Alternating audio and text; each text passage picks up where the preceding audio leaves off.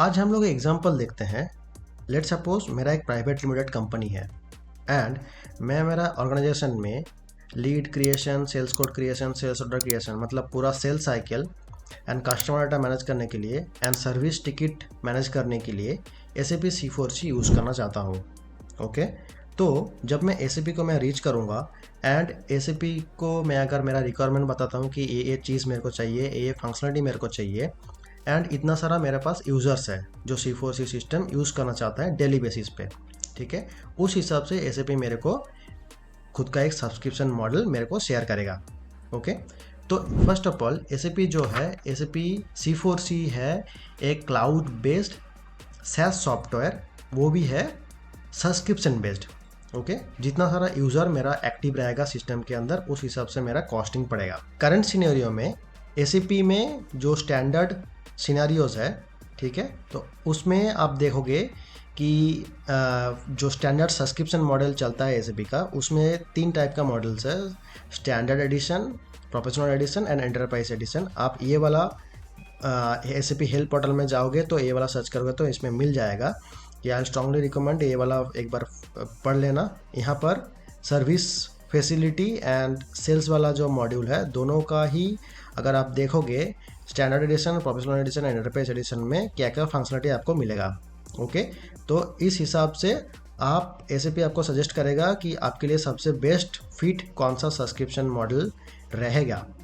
Okay, तो आप देख सकते हो यहाँ पर जितना भी ES लिखा है, जैसे कि सेल्स फोरकास्ट, मोबिलिटी, ये सब यहाँ पर ES है, तीनों में ES है। अब अगर लेट्स सपोज इसमें देखोगे सर्विस टिकट देखोगे कि प्रोफेशनल एंड एंटरप्राइज में ES है, मिलेगा, बट ये वाला जो वर्जन है स्टैंडर्ड वर्जन में सर्विस टिकट का फंक्शनलिटी नहीं मिलेगा, SD का फंक्शनलिटी नहीं मिलेगा स्टैंडर्ड वाला फंक्शनलिटी में। ओके, स्टैंडर्ड सब्सक्रिप्शन में सेम तरीके से सर्विस का भी ऐसा ही है।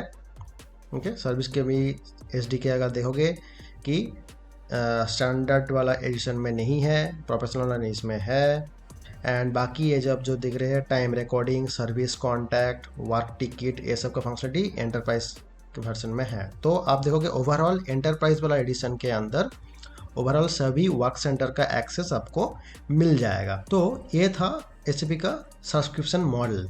ओके, ये तो पता चल गया SAP SaaS सॉफ्टवेयर है एंड इसमें सब्सक्रिप्शन पड़ता है बेस्ड, सब्सक्रिप्शन कॉस्ट जो होता है वो based on logged in active user in your system. तो जब आप SAP को रीच करोगे एंड SAP आपको C4C सिस्टम प्रोवाइड करेगा, उस टाइम में आपको एक प्रोडक्शन टेनेंट एंड एक टेस्ट टेनेंट प्रोवाइड किया जाएगा। ओके, तो प्रोडक्शन टेनेंट के अंदर जितना भी एक्टिव यूज़र्स रहेगा उस हिसाब से आपको मंथली एंड ईयरली सब्सक्रिप्शन करना पड़ेगा एंड उसका कॉस्टिंग पड़ेगा। ओके, तो ये हम लोग सिस्टम में कैसे देख सकते हैं, तो आप डायरेक्टली आ जाइए यहाँ पे सर्विस कंट्रोल वर्क सेंटर के अंदर। सर्विस कंट्रोल वर्क सेंटर, इसके अंदर परचेस लाइसेंस अगर देखेंगे तो देखेंगे मैं क्या देख पा रहा हूँ, इस पर्टिकुलर सिस्टम पे यहाँ पर लाइसेंसिंग परचेस होके रखा है ये SAP Hybris service cloud enterprise edition. तो इस पर्टिकुलर लाइसेंस 2750 वॉल्यूम में बना हुआ है, मतलब इतना सारा यूज़र के लिए है, इस पर्टिकुलर सब्सक्रिप्शन को परचेस होके रखा है।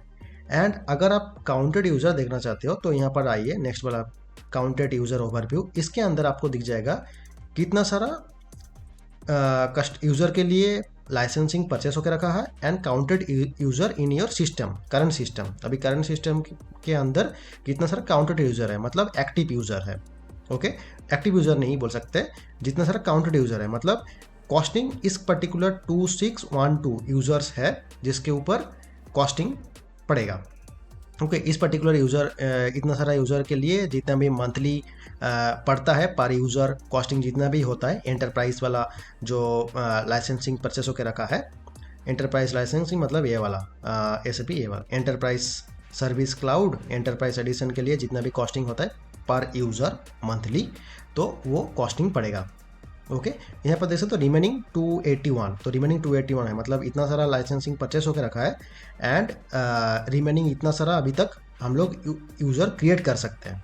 ठीक है, तो यहाँ पर दिख जाएगा एक पर्टिकुलर है जहाँ पर इस पर्टिकुलर देख सकते हैं, इस पर्टिकुलर सब्सक्रिप्शन के अंदर लाइसेंसिंग के अंदर इतना सारा यूज़र असाइन है, एंड इस पर्टिकुलर सर्विस वाला जो एंटरप्राइज वाला है इसके अंदर इतना सारा यूज़र असाइन है। तो ये होता कहाँ से है वो भी हम लोग देख सकते हैं। तो डायरेक्टली आप आ जाए बिजनेस यूज़र। जब भी हम लोग बिजनेस यूज़र क्रिएट करते हैं उस टाइम में हम लोग असाइन कर सकते हैं कौन सा वाला लाइसेंसिंग असाइन करना है। ओके, तो लेट्स सपोज मैं एक यूज़र ओपन कर लेता हूँ।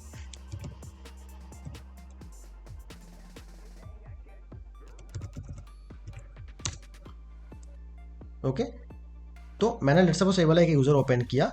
इसका हम लोग देख सकते हैं ओपन करने के बाद यहाँ पर डायरेक्टली पर्टिकुलर यूज़र को हम लोग सब्सक्रिप्शन वाला जो है यूज़र सब्सक्रिप्शन यहाँ पर जाके हम लोग वो परचेस वाला जो सब्सक्रिप्शन है उसको असाइन कर सकते हैं। तो अभी देख सकते हैं इस पर्टिकुलर यूज़र के लिए SAP cloud for customer enhance package वाला सब्सक्रिप्शन वाला टाइप असाइन होके रखा है।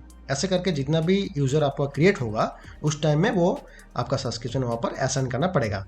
तो that is not it's not mandatory कि इस हर एक यूज़र के लिए आपको असाइन करना ही पड़ेगा। बट जैसे कि आप देख सकते हो इतना अभी काउंटेड यूज़र कैसे चेक करेंगे, तो काउंटेड यूज़र चेक करने के लिए यहाँ पर एक आता है एक कॉलम। इस पर्टिकुलर कॉलम पे अगर आप येस करके सर्च करोगे, ठीक है, काउंटेड यूज़र, ठीक है, काउंटेड यूज़र के अंदर अगर यूज़ करके सर्च करोगे तो दिखता है कितना 2629 यूज़र्स है जितने भी काउंटेड यूज़र है। ओके, तो अब सिर्फ फिर से अगर वहाँ पर जाएंगे काउंटेड यूज़र वाला ओवरव्यू के अंदर, यहाँ पर भी सेम वही दिखेगा, टोटल काउंट के अंदर 2629 यूज़र्स दिख रहा है। ओके, तो अभी जब भी यूज़र हम लोग बना रहे हैं उस टाइम में यूज़र सब्सक्रिप्शन वहाँ पर असाइन करना पड़ता है। अगर आप असाइन नहीं भी करते हैं that is your choice, but क्या होगा, कॉस्टिंग जो होगा जितना भी काउंटेड यूज़र होगा, ओके, टोटल काउंटेड यूज़र जितना भी होगा उसके ऊपर कॉस्टिंग पड़ेगा। जो भी लाइसेंसिंग यहाँ पर देख सकते हैं, जो भी लाइसेंसिंग यहाँ पर परचेस होके रखा है, इस पर्टिकुलर लाइसेंसिंग के लिए जितना कॉस्ट है, लेट्स सपोज $100 है पर मंथ, तो $100 इंटू जितना भी काउंटेड यूज़र है, $100 इंटू जितना भी काउंटेड यूज़र है उतना होगा कॉस्ट मंथली। $100 इंटू 2629 जितना भी हो रहा है वो होगा मेरा मंथली कॉस्ट। तो ऐसे सब्सक्रिप्शन मॉडल चलता है। तो मंथली अगर परचेस होकर रखा है तो हर मंथ इसको रिन्यू करना पड़ेगा, अगर ईयरली है तो ईयरली इसको रिन्यू करना पड़ेगा। तो ये हो गया सब्सक्रिप्शन वाला चीज़ एंड लाइसेंसिंग वाला पार्ट। अब देखते हैं, लेट्स सपोज जो फर्स्ट टाइम जो मैंने अभी बोला, जब भी सिस्टम परचेस करेंगे C4C का उस टाइम में एक प्रोडक्शन टेनेंट और एक test tenant for free provide किया जाएगा। तो वो कहाँ से चेक करेंगे, यहाँ पर डायरेक्टली आप जाएंगे सिस्टम, सेम वर्क सेंटर के अंदर सिस्टम वाला वर्क सेंटर व्यू के अंदर जाएंगे तो दिख जाएगा कितना सारा यूज़र एक्टिव है। ओके, तो अभी मैं देख सकता हूँ, तो यहाँ पर एक कॉलम है सिस्टम टाइप जहाँ पर टेस्ट एंड प्रोडक्शन दिख रहा है, ठीक है। तो ये जो दिख रहा है ये है मेरा production tenant. Okay, and test 2 दिख रहा है, मतलब एक टेस्ट टेनेंट तो ऑलरेडी फ्री में प्रोवाइड किया गया था जब भी SAP प्रोडक्शन टेनेंट परचेस हुआ था। ओके, और एक टेस्ट टेनेंट यहाँ पर यूज़ करते हैं कस्टमर। तो कस्टमर बेसिकली लैंडस्केप 3 टाइप का लैंडस्केप फॉलो करते हैं, डेव, क्वालिटी एंड प्रोडक्शन। इसलिए यहाँ पर देख सकते हो टेस्ट टेनेंट 2 है। डेव जो है, डेव को भी यहाँ पर टेस्ट टेनेंट बोला जाता है, इसलिए यहाँ पर 2 टेस्ट टेनेंट है। किसी कस्टमर के लिए देख सकते हैं कि सिर्फ एक टेस्ट टेनेंट है, प्रोडक्शन डेव टेनेंट नहीं परचेस करके रखा है, तो वहाँ पर उस वाले सिनेरियो में एक टेस्ट टेनेंट रहेगा एंड एक प्रोडक्शन टेनेंट रहेगा। इसका सिस्टम ID यहाँ पर शो हो रहा है एंड इसका URL यहाँ पर शो होगा। इसको हम लोग बोलते हैं टेनेंट। जितना भी सिस्टम यहाँ पर दिखते हैं, सिस्टम हम लोग नहीं बोलते, इसको बोला जाता है टेनेंट। तो test tenant, production tenant and dev tenant ऐसा बोला जाता है। तो टेनेंट क्या है ये हम लोग नेक्स्ट वाला वीडियो में जहाँ पर C4C का आर्किटेक्चर है वहाँ पर समझेंगे। अभी तक लाइसेंसिंग वाला पार्ट क्लियर है? कोई भी अगर डाउट है आप कमेंट सेक्शन में पूछ सकते हैं। मिलते हैं नेक्स्ट वीडियो में।